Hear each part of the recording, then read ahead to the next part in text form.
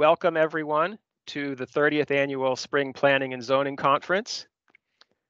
We will be starting with our first session at 9 o'clock. Just remember, please, that your camera and mic are turned off for the duration of the day. For Q&A, we will be asking you to use the chat window.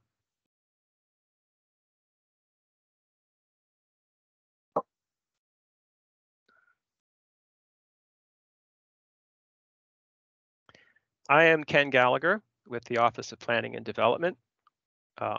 The conference that we're having today has 3 tracks, and this is the zoning board track. There's also planning board and historic preservation and housing tracks. And you should have received links for each of those tracks, so you are able to switch tracks as we go along. And as I just pointed out, all sessions are being recorded and will be available online. Wanted to just do a little introduction from the Office of Planning and Development's perspective and how we're doing with this conference. You all remember probably, or many of you do, that we used to have an in-person conference. That conference was capped at 400 people. This year we have had over 500 people registered, and you can see on this map where they're coming from. They are representing, in fact, 166 towns and cities from across the state. So we're very pleased with how many of you have signed up and will be joining us today. So as I said, we're the Office of Planning and Development. We're a division within the Department of Business and Economic Affairs. Our office has 4 main programs. One is the Municipal and Regional Assistance, which is what this conference is part of. There's also a floodplain management program, the State Data Center, which is our partnership with the U.S. Census Bureau, and our GIS program as well. And you can see we've set up on the right what a lot of our assistance involves, such as training, technical assistance, data, maps, resources, and coordination. I have a question, and if somebody could raise their hand, are people able to see my slides? Someone just said that they couldn't see the map. Right now, you should be able to see. Okay, I'm seeing some thumbs up. All right, we will continue. Thank you all.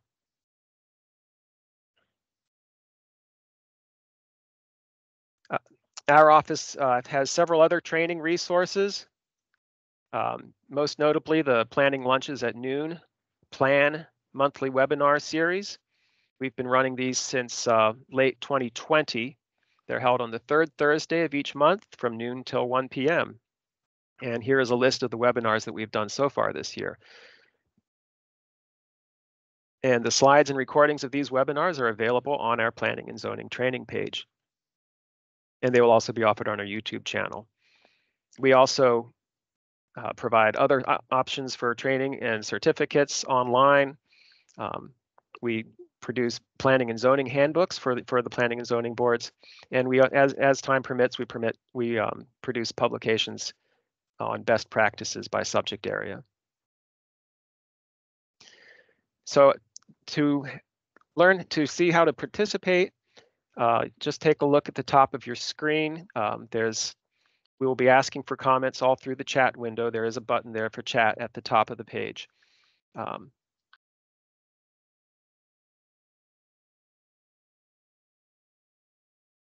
So with that, here's the session chart. It's 9 o'clock, so we're going to go straight into our first session, the ZBA decision-making process. And we're very delighted to have Matt Surge and Stephen Whitley here, who will be doing the presentation.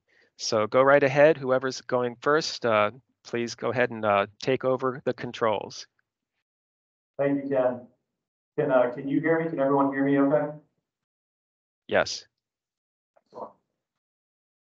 I'm Stephen Whitley. I'm joined here by my colleague, Matt Surge. We're attorneys at Drummond & Woodson here in Manchester, New Hampshire. And we are going to be walking through the ZBA decision-making process this morning.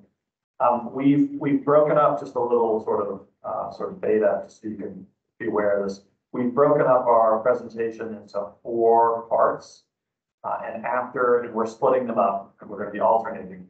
And so after each of us finish a section, we're going to try to pause and just see if there are any questions on what we've just covered before we move on to the next session. So in other words, there will be an opportunity for you guys to ask questions, and we will try to make it very obvious when that opportunity arises.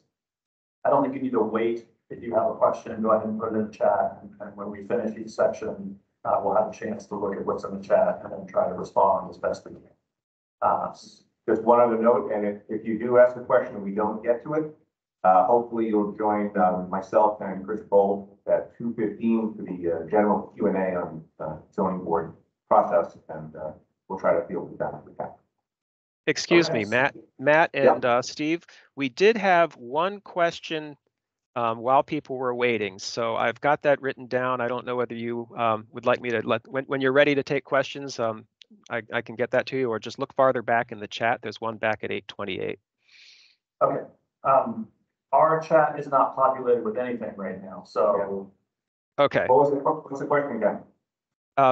It says, can you elaborate on the Harborside versus Parade Residence Hotel and the concept to grant that would be granting the variance would unduly and in a marked degree conflict with the ordinance's basic zoning objectives? I can post that again in the chat if you're. Yeah, why don't you post that again? That would be helpful. Yeah. Okay. That actually may be something more suited with Chris's presentation directly about variances and special exceptions, but we'll certainly see if we can weave that into our discussion as well. Great. Okay, so we are going to hop right in. Okay, so first up, I want to talk about the purpose of the ZBA. There's two main purposes for this board. One is to act as a sort of safety valve so that the limitations imposed by the zoning ordinance don't create a taking or an inverse condemnation on the owner's property. It's interesting because, you know, there is that constitutionally protected right, obviously, to use and enjoy property.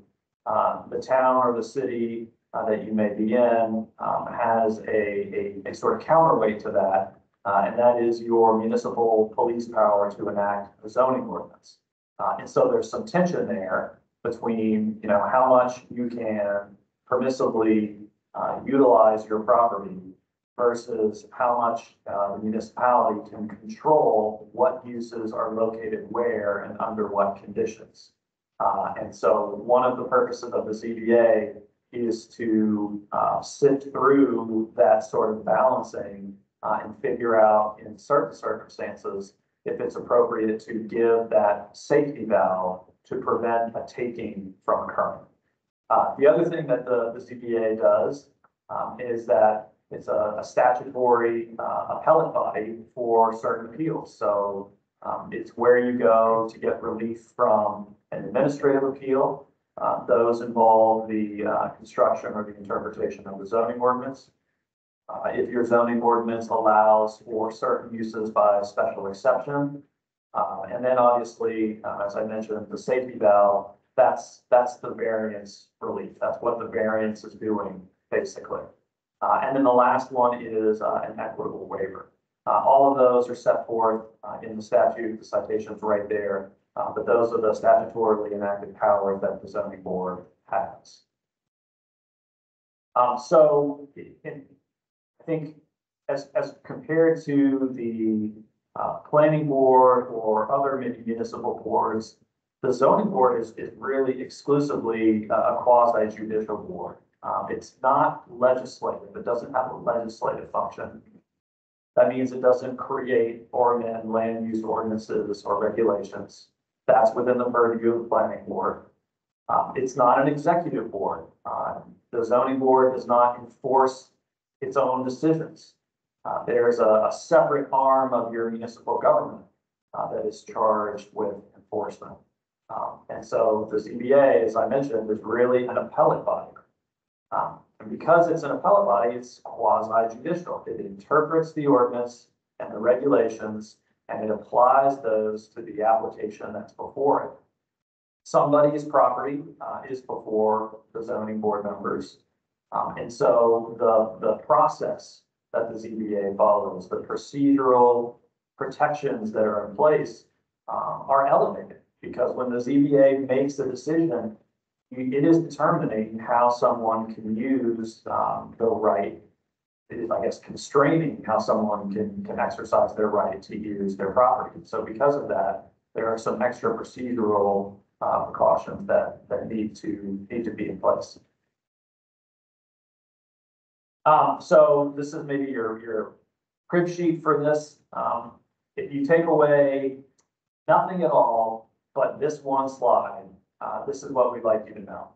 And that is, read and follow the statutory requirements. Read and follow your local ordinances and rules.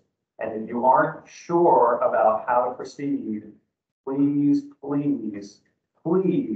ask. I say that, I'm sure Matt has the same sort of experience.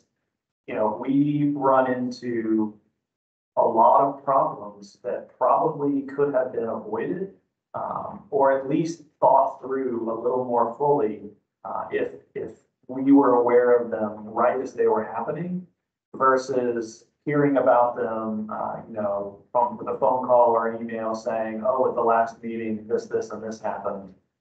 And so I think it's far better to deal with these issues head on than it is to try to clean up something that may have run off the tracks after it's already happened.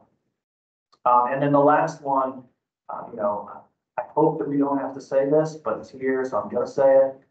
You need to be fair and reasonable. You need to administer the statutory requirements, your own local ordinance and rules, in an impartial way without any sort of favoritism.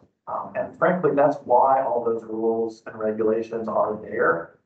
And so that you as the zoning board members know the standard that you're applying, and the applicants know the criteria that they need to meet.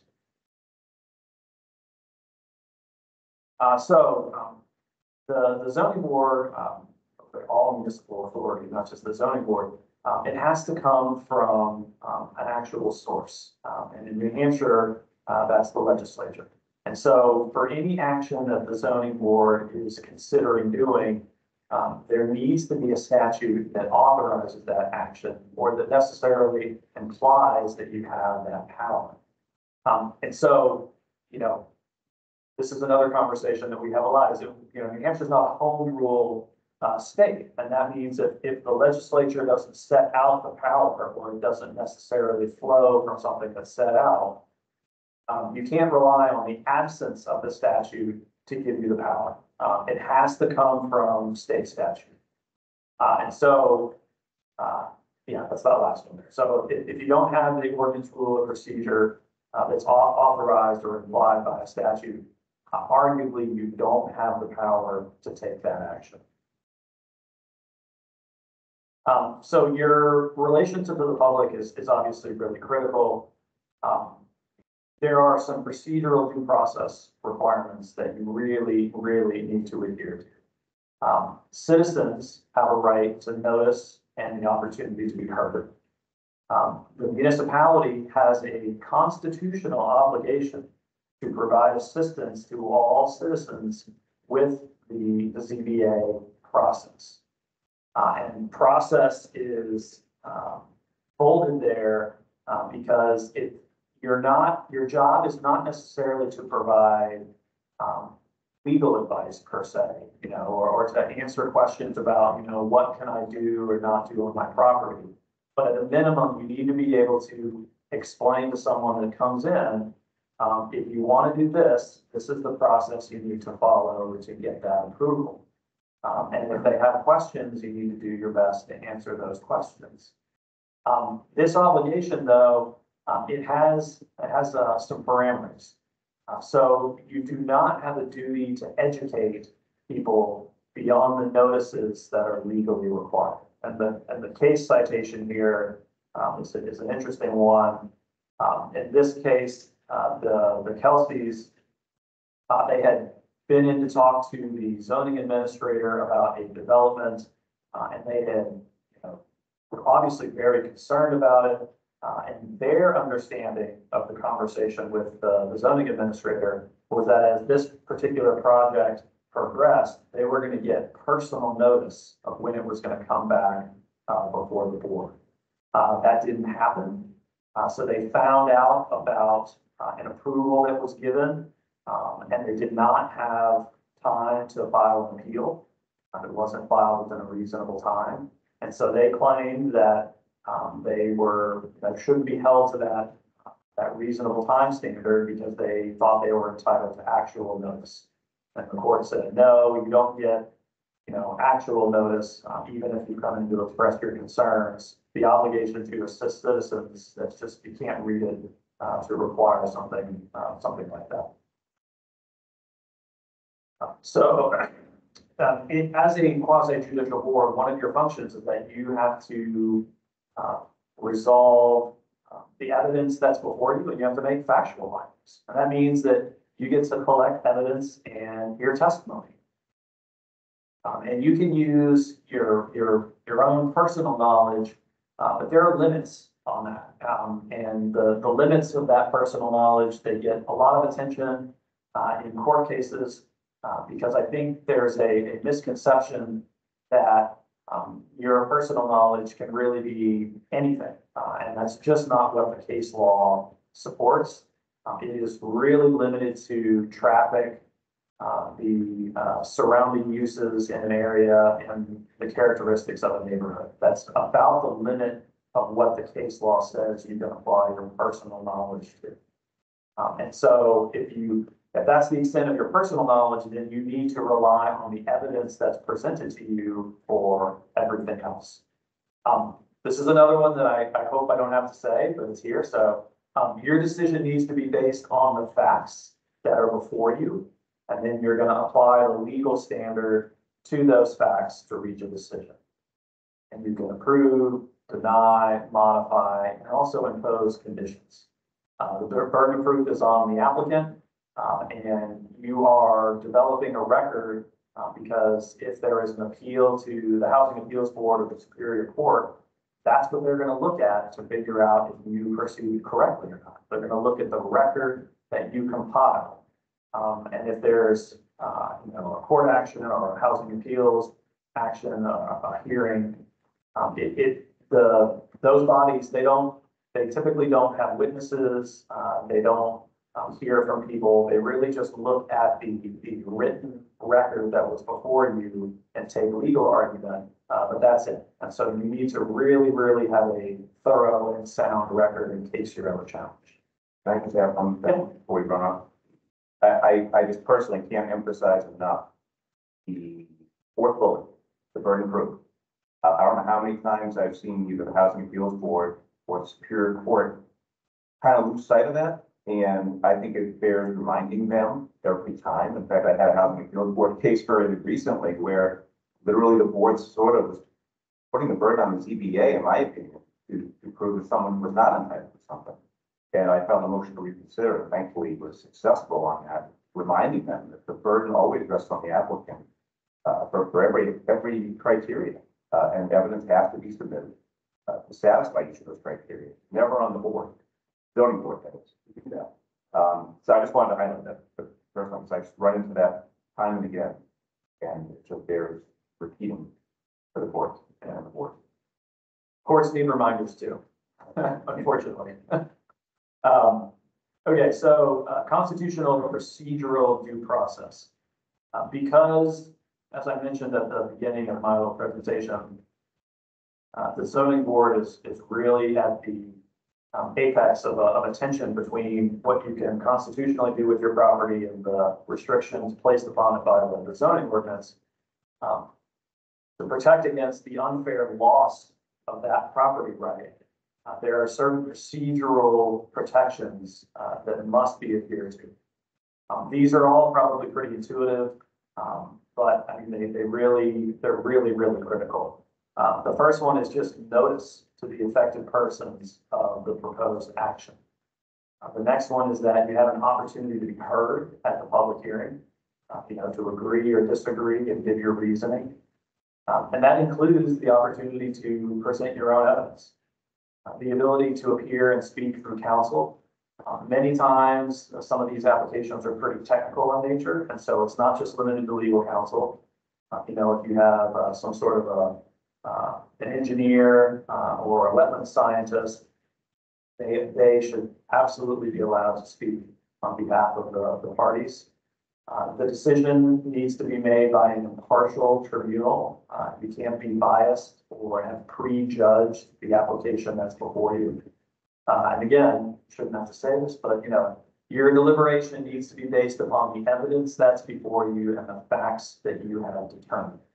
And then once you reach a decision, you have to generate a written decision that sets forth the reasons for that decision. And then if anyone is aggrieved by the decision that you have rendered, there needs to be an appeal mechanism so that if there's an error, there's an avenue to have that error corrected. That was the constitutional due process. There's a state statute due process as well. There's some overlap here that shouldn't be too surprising. So notice to the affected people, the statutory citations are there. I'm not going to say them, but they're there. Opportunity to be heard at a public hearing, to appear and speak through counsel, decision by an impartial tribunal, deliberation based on evidence and facts, and written decision with reasons and findings of fact.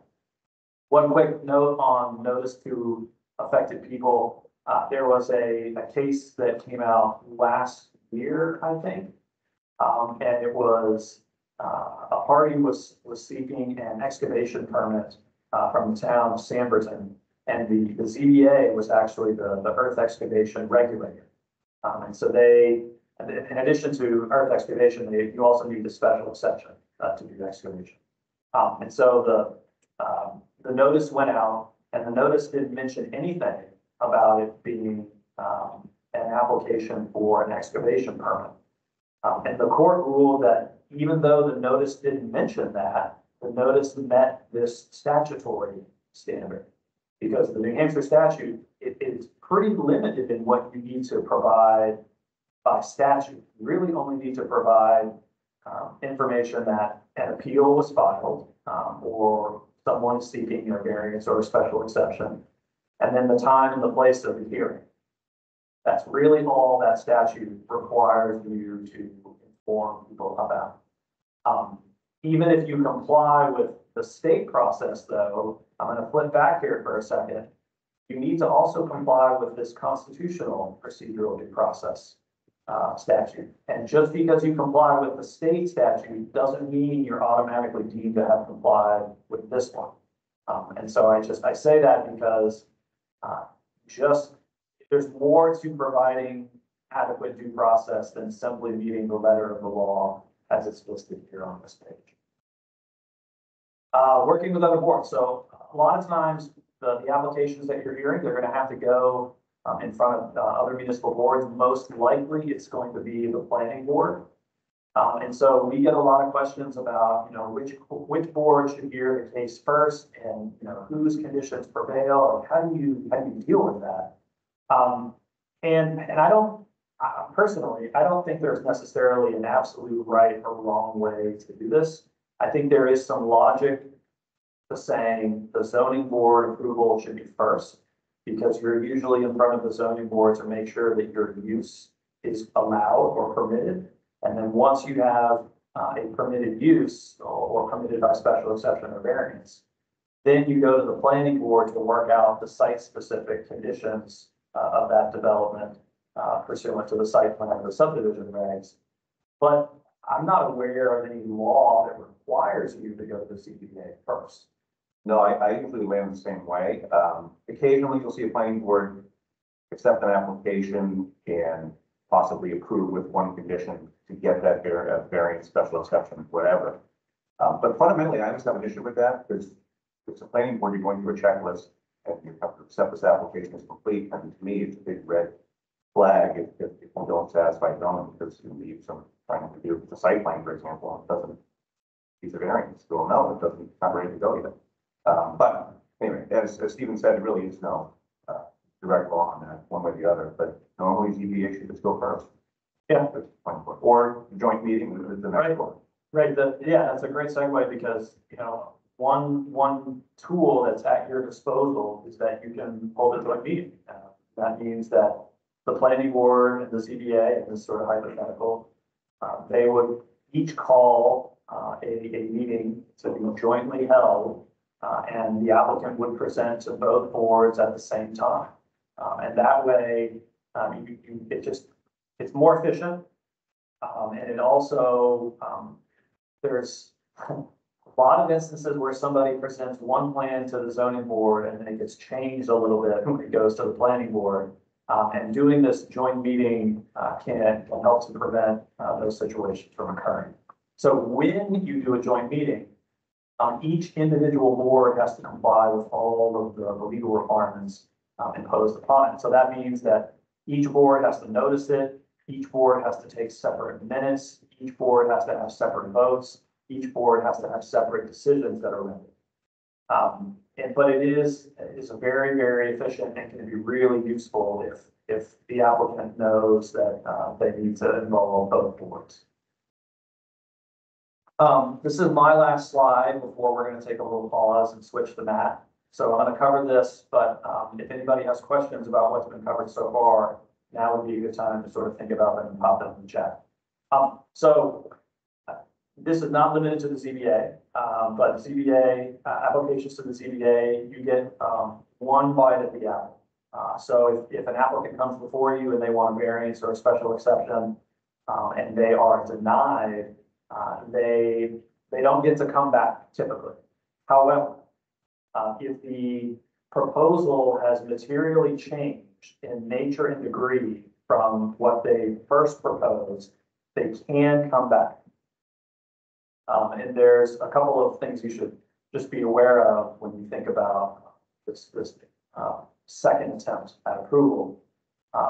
Even if the application hasn't changed, but the legal standard has changed, that is sufficient to come back and have a second opportunity. The other thing that we see a lot that is usually the subject of a lot of litigation is that if the first attempt was denied and somebody says, you know, I couldn't get to a point where I felt like the traffic was going to be safely addressed. And then they come back the second time and it's the same application, but they provided a traffic study this time. Arguably, that's a different application because they are responding directly to the concern that was raised when it was denied the first time. So I don't know if you have anything to add on that. Actually, one item I want to throw out there for maybe a quick discussion for the benefit of everybody. Let's say you have an application first time around, goes through, it's for variance, and it's denied. The person then comes in, let's say 6 months later, and files the exact same application and comes to the planning staff. Should that still go to the ZBA for an actual decision? In other words, do the staff have the right to just say, we're not going to accept this? Or does it still go to the ZBA for the ZBA to then say, we can't listen to this, this should be over, therefore it is denied? Yeah, I mean, I always tell communities that it ought to be a board decision. I agree. And not a staff decision. I agree. Because if it's a board decision, then the applicant has more clear avenues of appeal if they disagree with that decision. And I think that's better probably politically for the board to make that decision because they're elected or appointed to have that decision-making authority, whereas the staff, I just think it puts them in a really tough spot with this. That's all I'm going to make. Yeah, I agree. I only raise that everybody because I've seen actually fairly recently a couple of times where folks have either encouraged staff to dismiss an application that's filed or just deny it. And again, it's been my position preceding as well. Staff have a limited role to play, and they don't review and make decisions on applications. Obviously, if you didn't pay your fee or you didn't fill it out completely or something like that, that's one thing. But when you get into something like this, with officially read over, all things being equal, it still go to the board, and the board will make a decision. So, I'm not seeing any questions, so I think I'm going to turn it over to Matt to just. Actually, let me jump in. I guess we're seeing a different comment thread. I think there's one question that came in, which was regarding specifically what you were talking about. The question is there guidance on what is a reasonable time period that applicants need to be allowed when presenting their request, or is this at the discretion of the ZBA? So, yeah, that's a good question, Ken. So I think this is in the context of an administrative appeal. That's what I'm reading that as. And the statute actually doesn't specify the time period. It says appeals need to be taken within a reasonable time.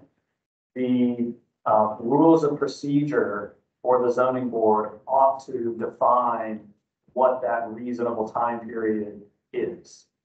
If your rules of procedure don't have that detail, or if it's not in the zoning ordinance someplace, then it's really a, what's reasonable under the facts and circumstances sort of test, which is pretty amorphous and leaves a lot of room for argument. And so, I always recommend to communities, if you don't have a specific time period in your rules of procedure, that's something you ought to add, just so everyone's clear on what the time period is to appeal to the ZBA.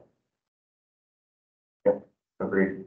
Okay, so, sorry. No, I was gonna say, sorry, Ken, I think we had the chat open, but for some reason it wasn't capturing the other questions. So why don't we keep moving? It's almost 9:30 and I know we're got a hard deadline at 10:15. So Stephen, do you mind, wait, I can do it. Oh, I'll pass it.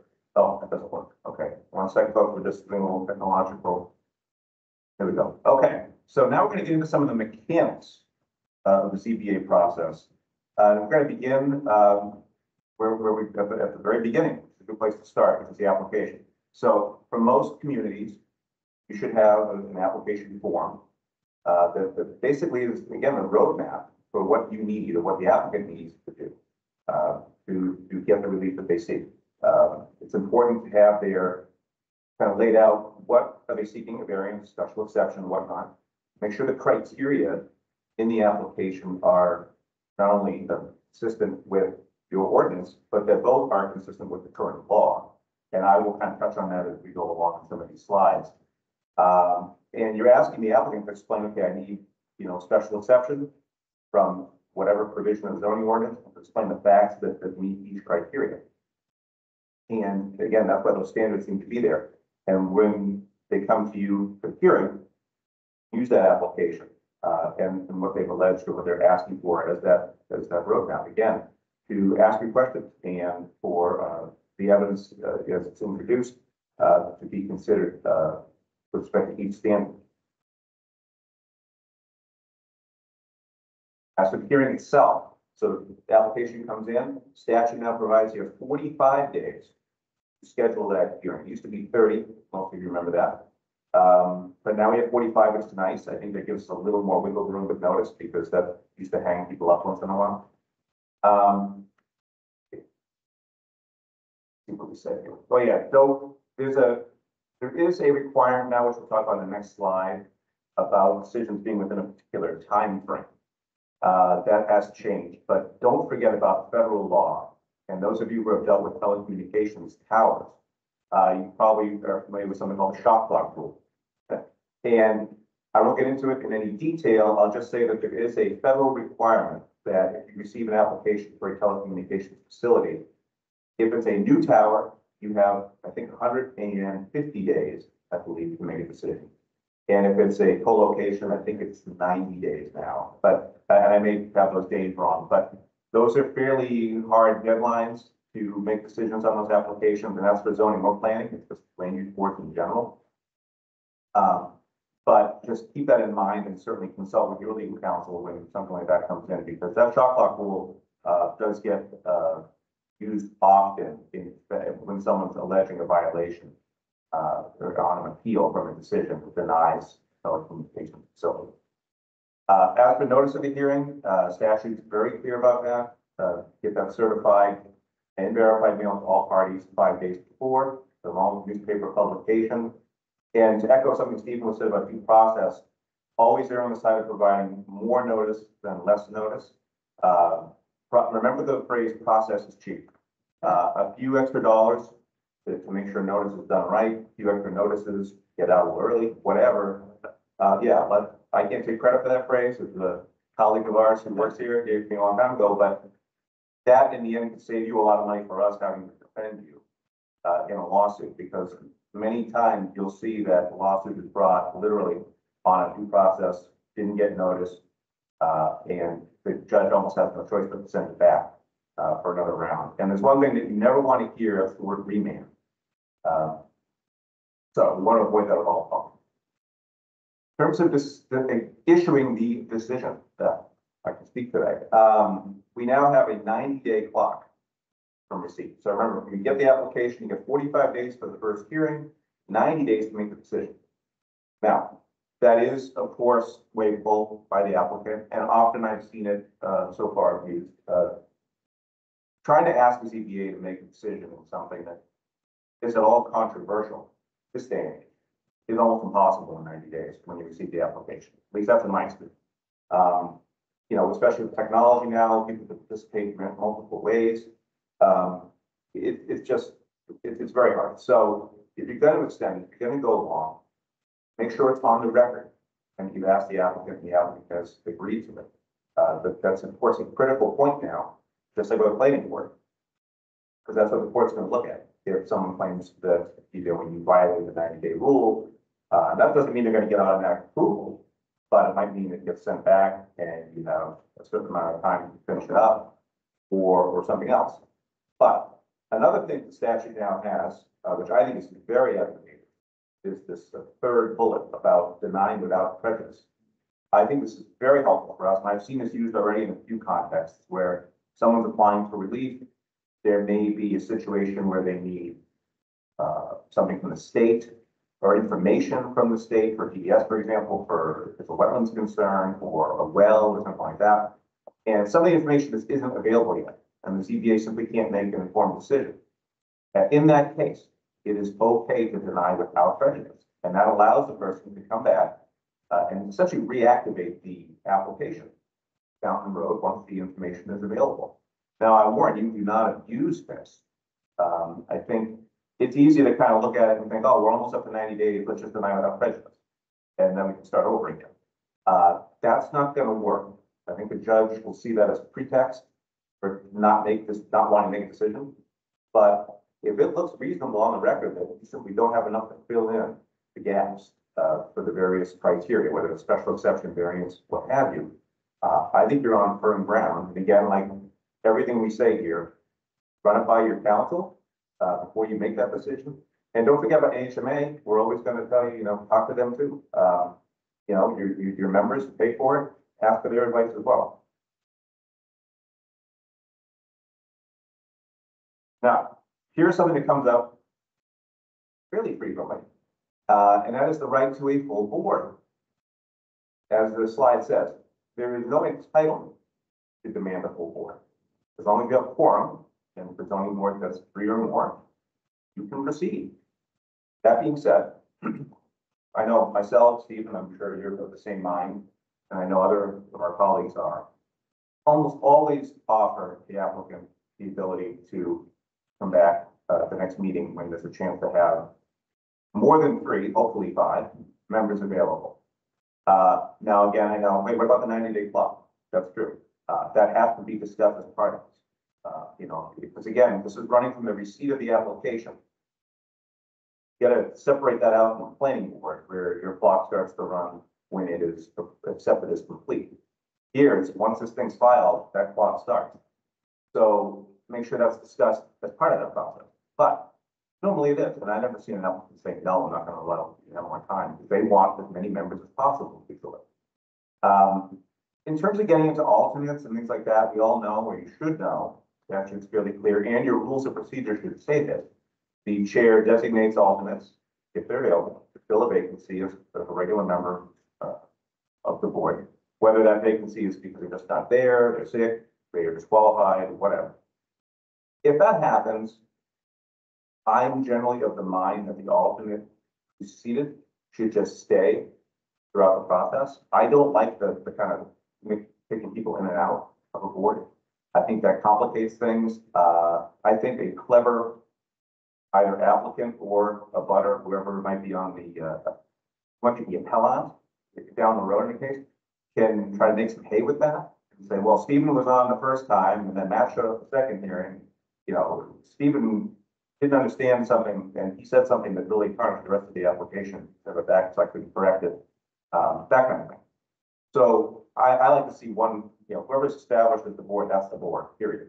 That being said, if it's a long stretch and it's in the middle and the person's gone for one hearing, but then they're back for another round, as long as they can get up to speed, review the information, listen to recordings, 3 minutes, any documents that come in, it's fine for the person to sit. There's nothing against that, no law against that. But here it's more about continuity and just keeping things fluid. Again, especially for the contentious cases, because let's be honest, that's what we're all talking about here. We're not worried about the person who comes in for the one-off hearing to have a garden shed that might be 5 feet in the setback. That's probably not going to generate any contention. Now, participating. I'll begin by saying this. Always look to the rules of procedure, and hopefully by now, all zoning boards have their own rules of procedure that are supposed to by law. That should really dictate not only membership, the chair, and the order of proceeding. Appellate, when you need to file an appeal, all those things. But that's where you look. That is your roadmap for your process. As far as questions, absolutely, please ask them questions. That's your time to fill in the gaps that aren't completed when the applicant makes a presentation. And we're dealing with various applicants. Some are self-represented, maybe not very sophisticated. They might be asking for something fairly complex and don't really understand how to address the issues or the criteria. Other times you'll have engineers, attorneys, and others who are there providing you almost too much information. So sometimes the questions are not only to get things you haven't gotten out of somebody, but sometimes the questions are necessary to kind of separate the wheat from the chaff, so to speak, and understand and really get to the issue. As far as alternates go, participating, I know there's been a lot of discussion about this in the past, but alternates can participate and ask questions during a process, even if they're not sitting as a member of the board, so long as your rules allow it. And I really encourage you to go back and look at those rules. And if they don't allow it, then I would not allow that to happen. Because again, that's another area where someone who is challenging the decision could say, as hyper technical as it may be, that alternate, Stephen, picking on you because you're the only one here, is kept asking questions and they were not fair, and that person shouldn't have been able to ask anything that was, somehow influencing other members or whatever. So just read your rules. Disqualifications, real quick, we could do a whole half a day on conflicts of interest and disqualification, but it's pretty simple. If someone is recusing himself or herself, have to leave the room, leave the table, wherever the rest of the board is, get off the stage or whatever, and go into the public, and you have the right to participate. You do not lose your rights as a citizen, a resident of the town, simply because you're disqualified from sitting on the board. Now, you might hear people say, well, that's all great, but that person had a lot of influence and this and that. That may be the case, but the person still has rights. And if they're not sitting as a board member, they have rights to participate as a citizen. And finally, about hearing those who are not abutters or members of the public or from the community, the board has the right, and I put this in your rules as well if it's not there, you have the right to hear other people. Let's say, I had a situation a while back where I think it was a zoning case. Someone lived in another, they didn't live there full time. I think they were there as a vacation, but their residence was like in New York or something. And they literally came up to this hearing, it was important to them. And they asked to be allowed to speak. And the board allowed it. And the way I saw the board do it in this way, I thought was nice, is the chair simply polled the board and asked to get, what do you all think? We'd let this person speak. And they took a straw poll and they were fine with it. So I think it's still the board's decision. In fact, really, I think the chair can have the discretion to do that. I don't need board approval, but I thought it was nice to do that. And it showed some sort of consensus and cohesion really among the board members. It's okay. And another thing I want to put in here while we're on the hearing topic, and that's about managing hearing. For all you chairs out there, I'm looking at you because you're running the meeting. And when I say that, I mean you have the ability, and you should, control the process and really about the timing. And what I'm saying by that is it's okay to set a time limit on speakers. I was at it's actually a planning board, but again, it doesn't matter for this purpose, what board we're talking about, where we had, I think, 20 people in total probably speak. That's a lot of people for one night. That's only for one map. So the chair said, I think it was a 2 or maybe 3 minute period for each person. And literally the person on the side of the secretary had a clock, and they would go off and tell the person your time's up, finish up. Next person moves on. You can do that. And then you can also make clear, we're going to hear from everybody first. And then if you want to speak again, wait your turn after everybody's had a chance to go. So just keeping it orderly. Otherwise, it can really get out of control really fast. And some people can get up there and just keep talking and talking. And next thing you know, half hour's gone by. And, it's 10 o'clock at night. And you're still trying to get through this hearing before you can get to the next hearing. So I just want to throw that out there that the chairs, remember, you do have some authority here. Again, I'd like to see your rules of procedure. I think that's a great place to have that information. So the public understands that as well. It's a public document. So they understand that you have this ability and you're going to control the flow of the meeting. But at the same time, we just want to make sure everybody has a chance to be heard. That's the key. Continuing hearings. Contrary to what some think, you don't have to renotice a hearing as long as at the end of that first hearing, you provide the date, time, place, etc. for the continued hearing. People who are there get the notice, and that's sufficient. No contact between parties and board members. We basically call this ex parte in the legal business. And normally an applicant or a buyer for that matter, or anyone else, shouldn't be reaching out to an isolated board member or chair while the process is happening. What I always suggest, even tell me if you do something different, but go through the staff. If you have a planner or other ZBA staff who can take in information, answer questions or whatnot, that's fair game. I think that's fair. No, I agree with that. But go through staff, do not go to the board. And of course, the staff have to be careful how they should just be the liaison with the chair. Do not send emails to the quorum and begin that process, because then we get into the whole 91A thing, and I don't even like to utter the word 91. So stay away from it. Finally, closing hearings. When do you do it? Well, there's no magic formula, but I always say you want to make sure you've got as much information as you think you need as a board to then enter deliberation and make a decision. Oftentimes, I'll see boards prematurely close a hearing, and that's a problem, because then they realize as they go forward, oh, we never did get any information on X, Y, or Z, and then we get into this issue of reopening hearing, which you can do. That's fine, nothing against that. But if you're reopening hearings, you do run the risk of having to then do new mail notices, et cetera, et cetera. So it can get costly and it can be time consuming. So just want to make sure you have all the information you really think you need before closing. Once you close, and there should be no more public comment. So obtaining legal advice. Very important. Stephen said, we much prefer to hear from you at the beginning of a process than at the end after the appeal's been filed with the court.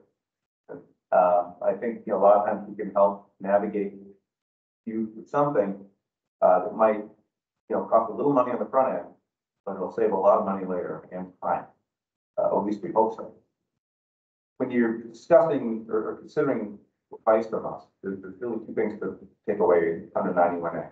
One is the right to a non-meeting, which is simply a meeting with counsel, which is either in person, on the phone, by Zoom, etc. But it's something we're conversing at the same time. That's fine. That's a non-meeting. There's no posting, there's no minutes, no nothing. You can take notes, you can do whatever you want. That's okay. It's fair. But I've had sometimes people think they got to post it up or having a non-meeting with counsel. You don't have to. You can. You're welcome to do it. I shudder at that because some communities I know, they get people at the door with a glass trying to listen in to see what we're saying because they really want to know what's happening. So just take away, you don't have to do anything with that. We just meet. However, what if we send you something in writing, send you a letter, an email, thoughts? Or if we go to the staff, for example, and make a plan, when the ZBA secretary explains something, gives some legal advice, and then they want to pass that along to you. In those contexts, then you're in a non-public session. Very different than a non-meeting. Non-public session is something that is posted in the sense that it just, say you're going to have a non-public session. You don't have to explain all the details, of course, but then you have to follow the statute, which we won't get into today, but doing a roll call, explaining why you're going into it, et cetera, and you have to limit the discussion just to that advice. You can't start making decisions or any of those things. So just keep that in mind. Now, you close the hearing. Now we're going to start deliberating. And again, at the beginning here, you do that. Well, we're going to do that in number one, after the hearing has been closed, and make sure those words are there. Move to close the hearing. That should be done motion second and the board vote. At least that's how I always like to see it done. Rather than just having the chair say, okay, it means that the hearing's closed. Once that's done, you then begin your deliberative session. Now, I'm someone who, again, I have a lot of sympathy for you when you're there long. You work very hard. You're there for long hours. It's late in the night. And let's say you've had this hearing that lasted a couple hours, lots of information, and you just close it and you're about to deliberate.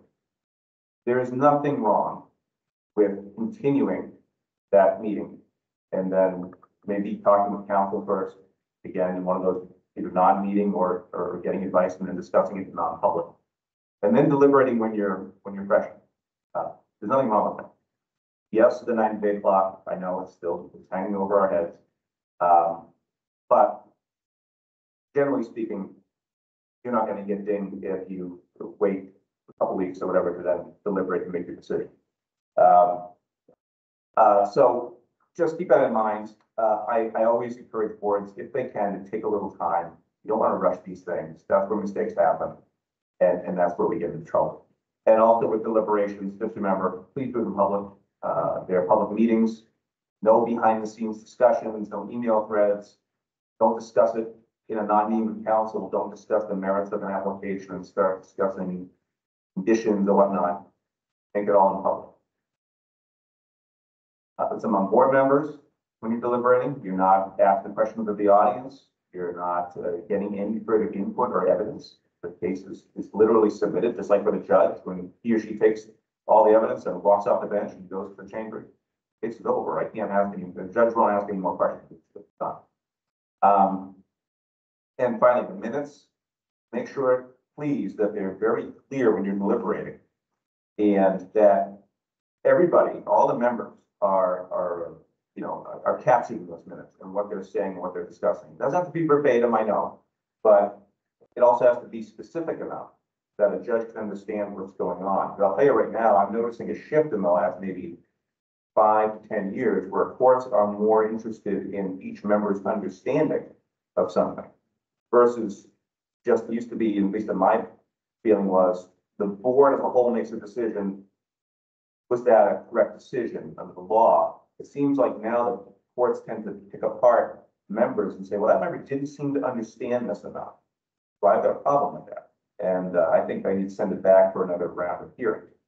So it's important the minutes capture all that. Finally, again, when you're deliberating, and this is just kind of a repeat, know what you're, the back to that application, that roadmap. What are they looking for? Go through the standards one by one and the criteria.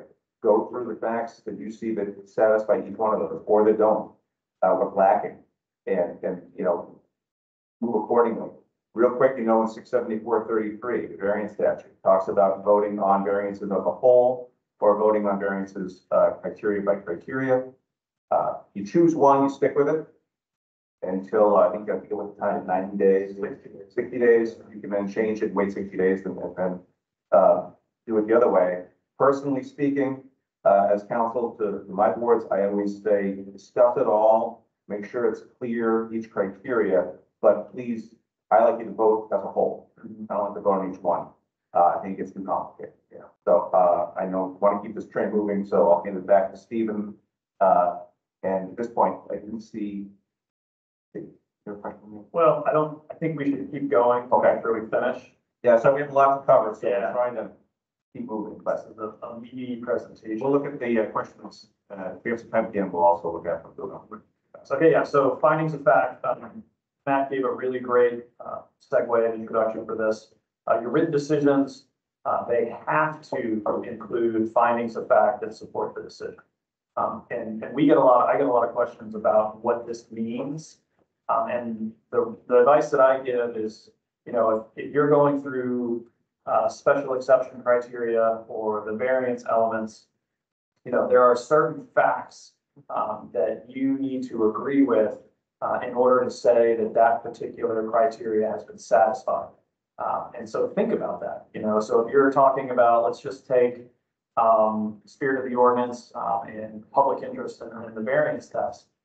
You know, one of the things you may be looking at is, you know, would the variance alter the essential character of the neighborhood? And so some of your factual findings could be, you know, if we grant the variance, the impact on the neighborhood would be, you know, de minimis, or the impact on the neighborhood would really change what the neighborhood looks like. Those are some facts that need to be in your decision. If you deny an application and you don't have those facts supporting it, it is an automatic reversal and remand by the Superior Court. So you really, really need to take some time and get those into your decisions. Expert evidence. I want to just take a little bit of time on this. This is one of the trickier things that I think zoning boards have to deal with. And that's because a lot of times you're going to have experts or consultants providing very technical information. You know, it could be on wetlands. It could be on whether there's been a diminution in property value. It could be anything like that. And so how do you do that? You know, there's a lot of case law out there on this. You have discretion. If there are two expert opinions that are saying different things, you have the ability to choose one of those experts over the other. That is fine. If you're going to reject someone's expert opinion, so maybe you don't have competing experts necessarily, but if you're going to reject an expert opinion, you need to have an excellent record where you have clearly stated why you're rejecting it. And it needs to be, you know, you think that the expert's not credible. You have serious concerns about the methodology they've employed. You think their data is not accurate. You really, really need to have a well-developed record if you're going to do this. And the case law has a lot of examples of what is allowable and what is not allowable here, and it can be difficult to sort through it all. Generally, if you have generic information, that's not going to be enough to reject expert opinion that is specific to the site and specific to the question before the board. So, you know, a generic fact sheet, for instance, on wetlands is not enough to overcome an actual wetlands expert who is present and saying, I visited the site and this is not a concern for these reasons. That generic fact sheet is not enough to overcome that specific expert opinion. That said, you know, as I mentioned when I first started the presentation, there are certain facts that the ZBA members can rely on their personal knowledge. And again, I'm thinking of traffic, surrounding uses, or the familiarity with an area. For those sorts of facts, you don't need an expert to support, you don't need an expert to justify rejecting the opinion you're being given. That's very limited. It's very, very limited. That last bullet there, appeal of Wyndham. This is not a reported decision.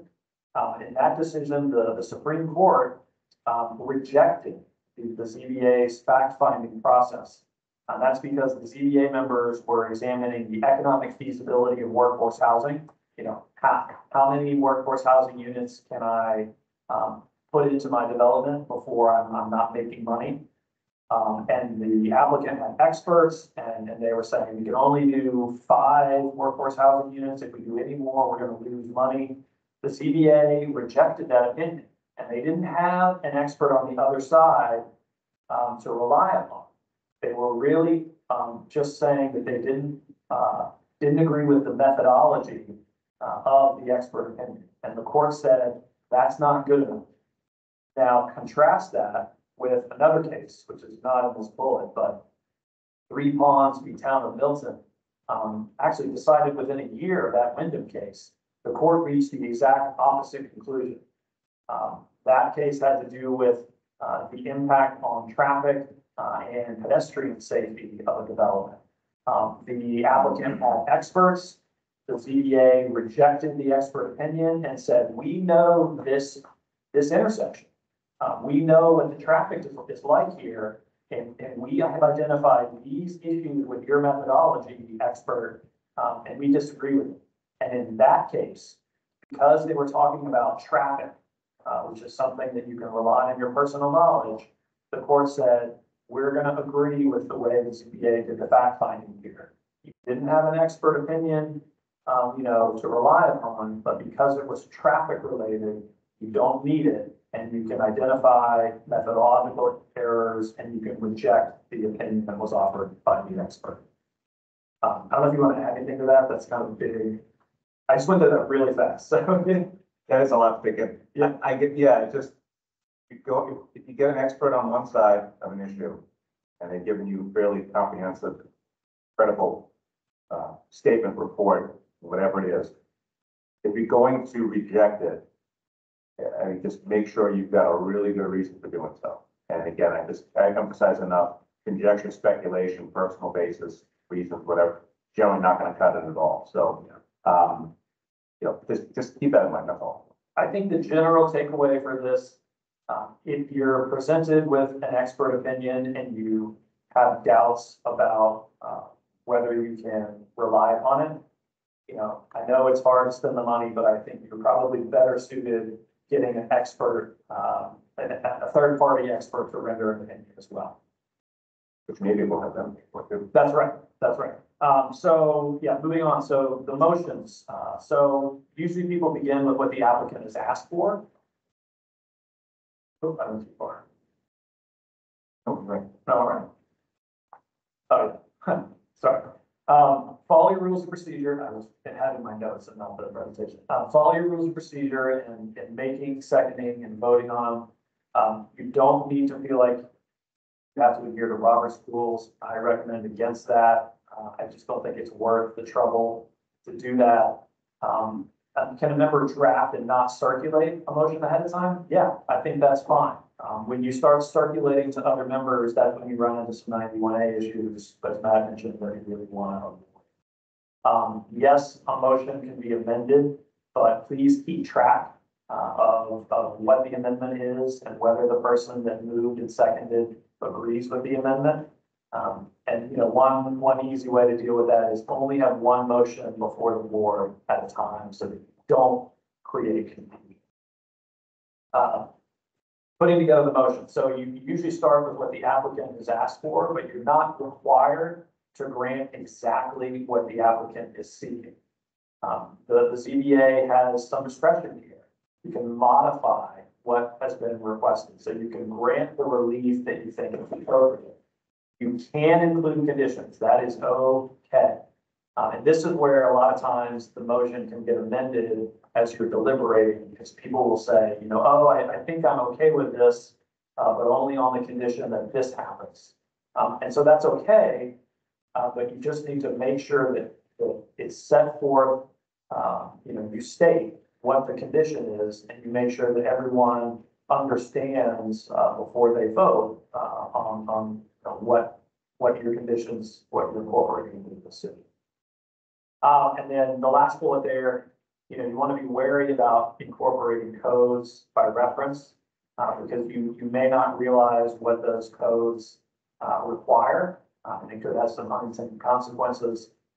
This case right here is a really interesting one. There was a really, really poor driveway to this development. And so I can't remember what's the zoning board, I think it was the zoning board. They required a sprinkler system to be put in because the fire department just couldn't get to this house. And so there was some negotiation between the owner and the fire department, and they could not agree on what to do.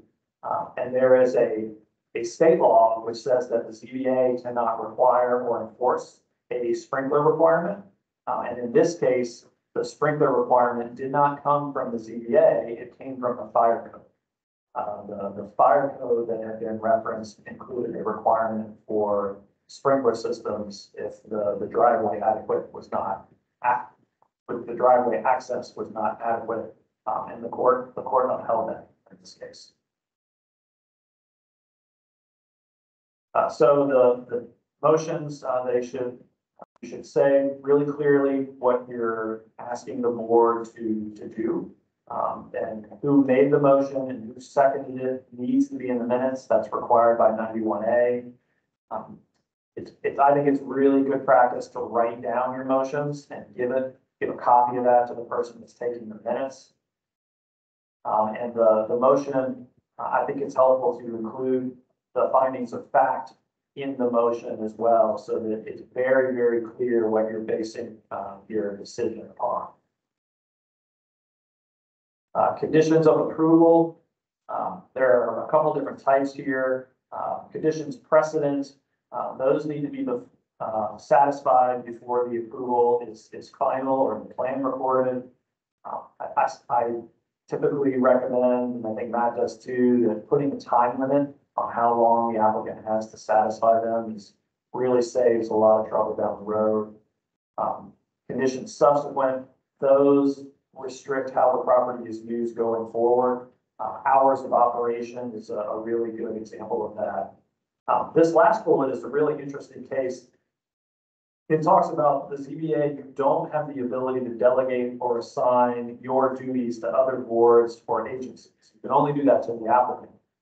In this case, there was a ZBA approval that the condition was that the DOT, I forget the other agency, but the DOT would resolve the issue when they granted their permit. And if you read the case, the zoning board, when they put that condition on it, they basically acknowledged that the applicant had not met their burden of proving that traffic at this one location was going to be adequately addressed.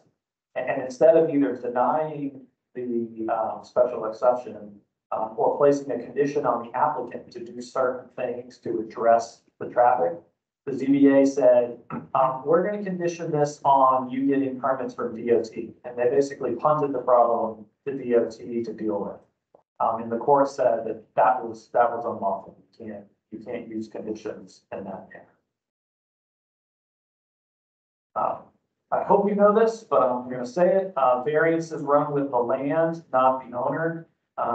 And that's one of the reasons why variances are supposed to be difficult to get. I think you're going to talk with Chris about that later today, Chris Bolt.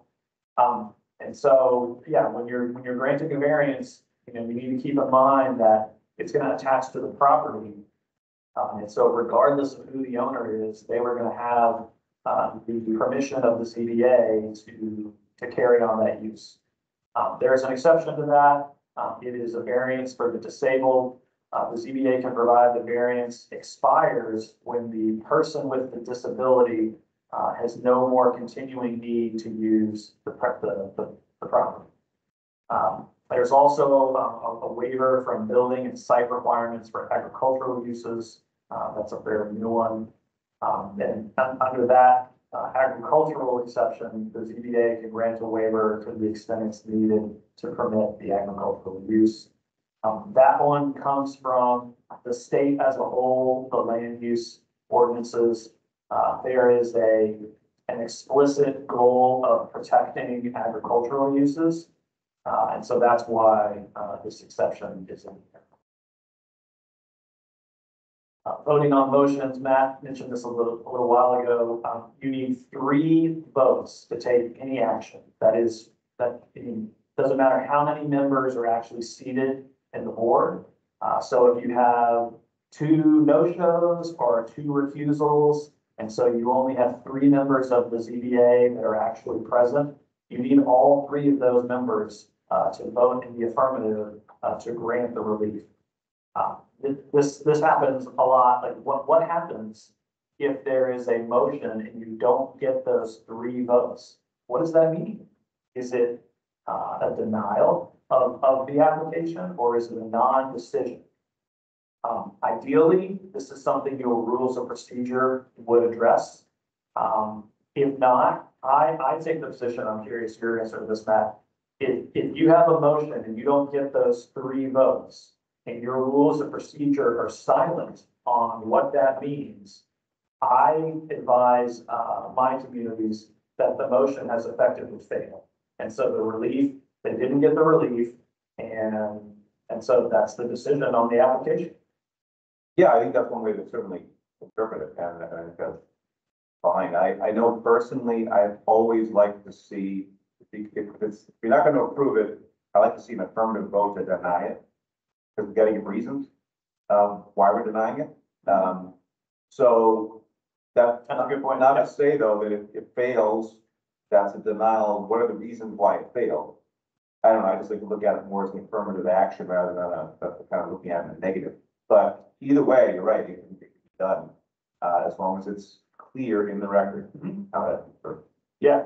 And that, I mean, it may sound like that is unlikely to happen, but you would be surprised for some applications how hard it can be for people to figure out whether they support it or not. And there can be a good bit of discussion in the record about why they can't vote for it or they can vote for it. And yet you get a less than 3 votes in favor of the motion. So yeah, that can be a really sticky situation. Exactly. So this is the last one, and then Matt will take it home from here. And I'm not going to go into this a whole lot because Matt discussed it a little bit. But variances, obviously, you need to satisfy all 5 of the criteria. We're not going to get into the substance of those 5 criteria in this presentation. But you need at least 3 votes to get a variance. You need to discuss all 5. I know that there's differing methods of whether you vote on the elements individually or all at once. Whatever you choose, you have to use that voting method for all variances unless you formally vote to change the process. And that change cannot go into effect until 60 days has elapsed, and it can't impact any pending cases. So I'm going to turn it over to you on that. So I figure that now. Sure. All right, this is the lightning round. So I'm going to go kind of quick, but just cover a few important topics. First, written notice of decision. Stephen already touched on that. Statute 676(3). If it's denial, explain the reasons for the denial of the decision. Excuse me. Denial or approved. Make sure there are findings of fact explained in the decision, along with any conditions that are going to follow through with the property. And I think I just covered all that there. The notice of decision itself, 5 business days. That and minutes need to be available. And when the third item about making available to applicant, choosing a method, whether that's going to be by mail, email, whatever process you use, you can put this in the rules of procedure too if you want, how that's provided to the applicant and any interested parties if you want to provide it to them as well. Then just stick to that process, whatever that is. I have seen a few communities actually post their notices of decision. I don't know if you have that, but I have a few that do that. Because now with websites, it's easy. You just stick it on your website under the ZBA tab. And that's fine. You can do that. I mean, they're public documents. There's nothing secret there. So, again, that's an option as well for notice of decision. But keep an eye on that 5-day rule. That's so important. And it comes into play here because if there's going to be an appeal file, reconsider a motion for rehearing or an appeal. If you don't get that decision out fast enough, that simply extends the time period in which they can, add to the appeal. Now, motions for rehearing. This is important. A few takeaways. That you can make on your own, even without a motion for reconsideration / rehearing. You, the board, within 30 days of your decision, can go back and correct an error. Oh, I realized I made a mistake when I was referring to one of the criteria. Or, I didn't mean to vote that way, I meant to vote another way, or whatever. Or I didn't think of a certain piece of evidence. You were allowed to go back and ask to rehear it. And if you do that, you'll follow the same process you would if someone asked for the rehearing, which we're going to get to next. And that is that if you grant it, you have a new process, a new hearing. You are not, you're starting over. And well, actually, let me back up before I get to that. Real quick about denials, I don't want to forget. If you deny someone's motion for rehearing, please just deny it. Don't add new reasons for the denial. I was the unfortunate recipient of a Supreme Court decision way back in 2005, I think it was, McDonald versus Effingham, where the zoning board there denied a motion for rehearing and added additional reasons why the variance was denied. The court didn't like that and said that in the future, if you're going to do that, you should grant the rehearing, have another hearing, and then add those reasons. So safe to say, if you're going to deny it, just deny it and let it move forward in the process.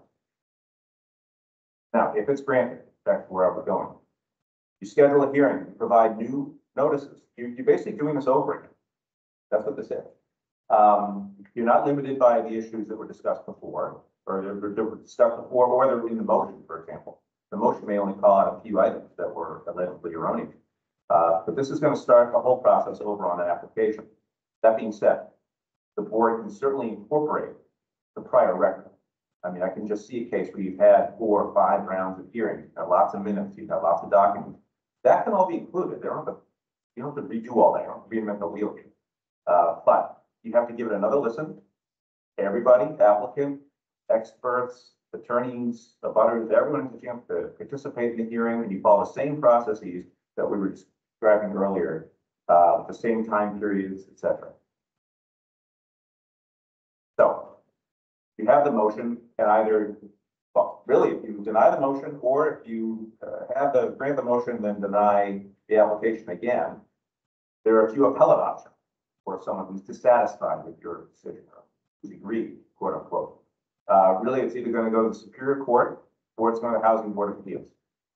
I don't know about Stephen, what you think, but I've seen it still kind of going both places. I haven't seen a trend one or the other. I think the Housing Board of Appeals may start to see a few more applications for appeal now that they have a full board again. For a little while, they were down, I think, 1 member for a little bit, so they kind of clogged.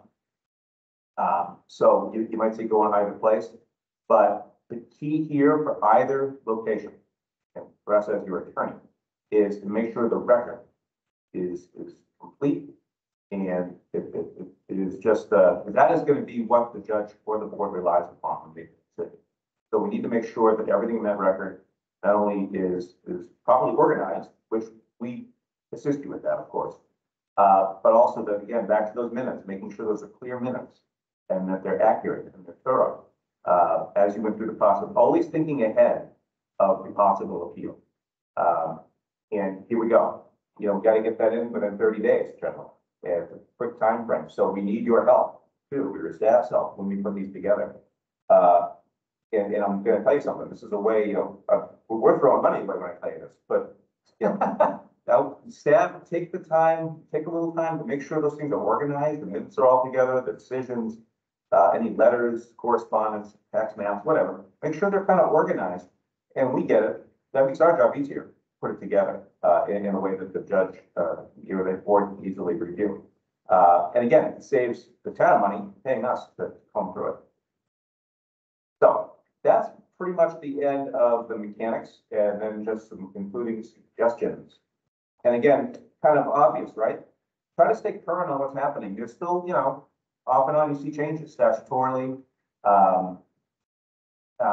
you know, in terms of your rules of procedure, what they can and cannot say.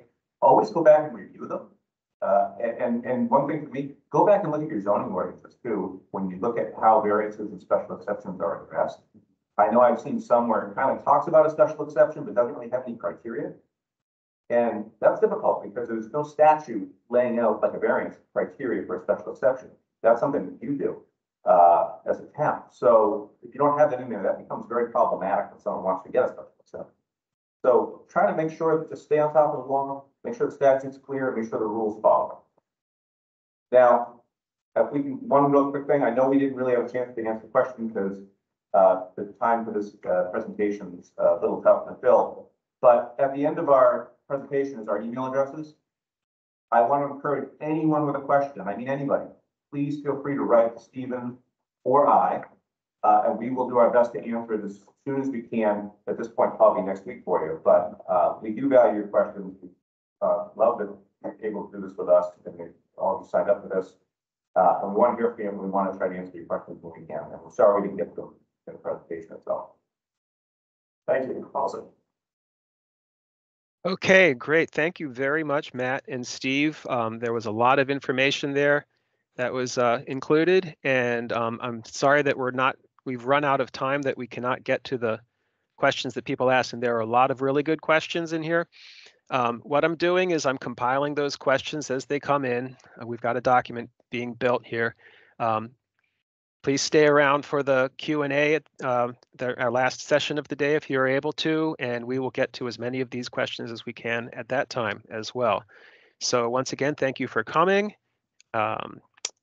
And I'm going to have to skip that slide. We will be putting all of the recordings as well up online next week. And for now, there's a 15-minute break, and we will get our next speaker on, and we will resume at 10:30. Thank you very much.